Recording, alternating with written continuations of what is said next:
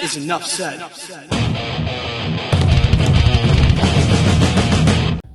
Will this year be Duncan Robinson's final year with the Miami Heat? Let's talk about it.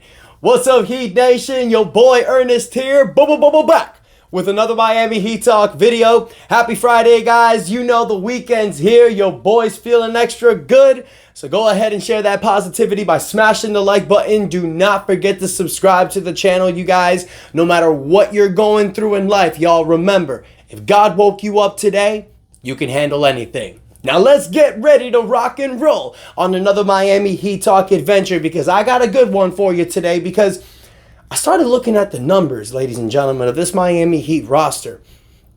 And we've been talking a lot about Jimmy Butler's contract.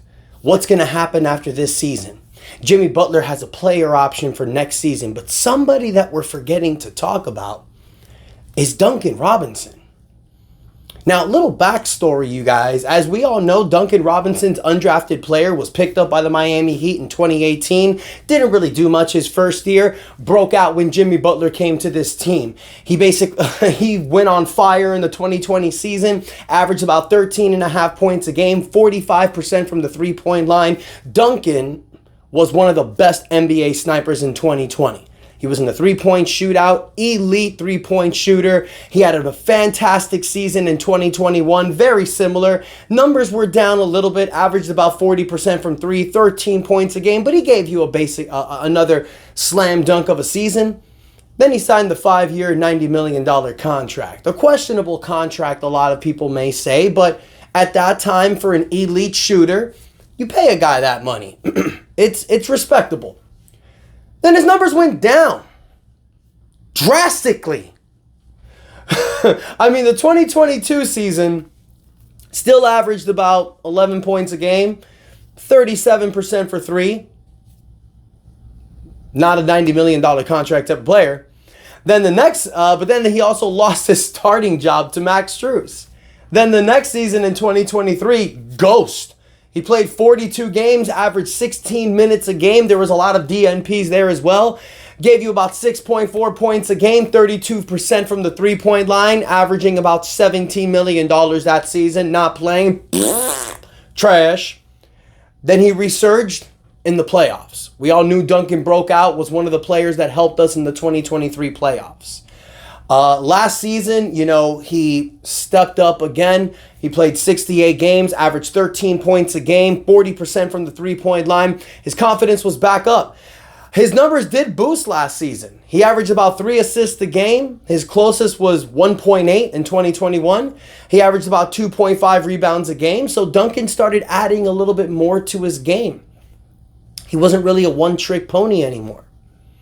But we saw that Duncan Robinson suffered a back injury, and it really hampered him in the playoffs. Couldn't get any playing time.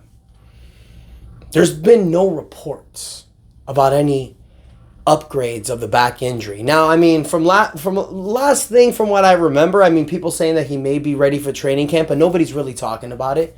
Duncan Robinson is set to make $19.4 million this upcoming season, but the next season, for 2025, he's under an early termination option. So he can opt out of that contract and test the open market. Duncan turns 31 next April, still in the prime of his career. If he does have another good season, he could get himself another good 3 to 4 year contract. But here's the thing about that 25-26 player option he has. If Duncan decides to opt in that contract, and it is the most money he'll make at $19.8 million, the Miami Heat have the flexibility of waiving Duncan Robinson, because only $9.8 million of that contract is guaranteed. So that means if Duncan doesn't have the best season next year and he opts in the contract, the Heat waive him, he only makes $9.8 million. So that means that's $10 million the Miami Heat have of salary cap space. Now, why am I saying this, you guys? Because if you look at these Miami Heat numbers, and tomorrow I'm going to be doing another video about this, I think the Miami Heat have something brewing up in the next year or two. And Duncan Robinson's contract is one of those contracts that fit in that timeline. Because why do I say this is possibly Duncan Robinson's last season? Because he could be waived after this year. But let's be honest, you guys, another thing that's been taking control in the NBA are these new second apron lines. We've seen teams getting very nitpicky about the money that they give, trying to stay under this apron line. If you have an opportunity to trade a player whose contract can go from $19.8 million down to $9.8 million, saving a team $10 million, that might be beneficial. Now, I know somebody may be thinking out there, well, how the Miami Heat's going to trade Duncan Robinson's contract? I mean, let's remember, Bobby Marks reported a few weeks ago in ESPN that one of the reasons why the Miami Heat were not able to get DeMar DeRozan was because they couldn't find a suitor for Duncan Robinson. That told me one or two things. One, the injury may be worse than what we think. Or two, that's how teams are holding their money because of these new NBA, CBA restrictions with the new apron lines, being a first or second apron team. But when you go in the mid-season and you have the flexibility of taking a contract like Duncan Robinson, but waiving him the following year, saving you $10 million, that might actually interest the team. It may not interest them now because the season hasn't started, but let's see where you're at January or February. So I think this year needs to be a make it or break it year from Duncan Robinson. I love Duncan Robinson on this team. I don't think we should trade him. I think that this Miami Heat team has set themselves up not only for this year to possibly win a championship, but they've also set themselves up in the future. And I'll explain more of that in my video tomorrow. I'll give you guys a complete breakdown of what I'm talking about.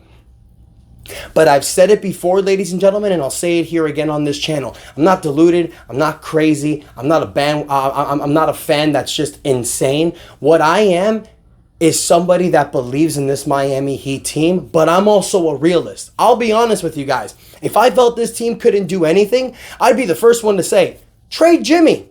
Try to find a suitor for Terry Rozier. Blow this team up. Get yourself in financial flexibility and go after some whales in a few years. But I'm going to keep it real, y'all. Jimmy Butler, Bam Adebayo, Tyler Hero, Terry Rozier, fully healthy. With Jaime Jaquez, Nikola Jovic coming back, upgrading their play. You drafted Kel'el Ware. You got Duncan Robinson. You got Kevin Love. You picked up Allen Burks. Josh Richardson's coming back. You got these young kids like Keshawn Johnson, Pelé Larson, Josh Christopher, Isaiah Stevens may be coming up. You have a capable roster to win now. You just have to be healthy. And I forgot to mention Haywood Highsmith, one of the best defenders in the NBA. Come on. Let's keep it real. This team can do it. But the good news is, if they can't do it in the 2025 season, then we got some big things planned after next year. And that's going to be on my video tomorrow, you guys. So I want to hear from y'all. Let me know what you think. Do you think this is possibly going to be Duncan Robinson's final year with the Miami Heat? Or do you think Duncan is going to play so well that he's going to get himself a new contract with this team? Let me know in the comments your thoughts, you guys. Don't forget to like the video. Do not forget to subscribe to the channel as we push for 5,000 subscribers. Thank you all so much that have been sending me positivity and comments about my foot. Thank y'all so much. The foot's healing up nicely. Just waiting it out, doing my thing, but staying positive as possible. Thank y'all so much that have continued to give me some great positive comments. Really appreciate that. You guys stay safe, stay positive, stay blessed, and until next time, your boy Ernest out. That's enough said. Yeah, buddy. Let's go.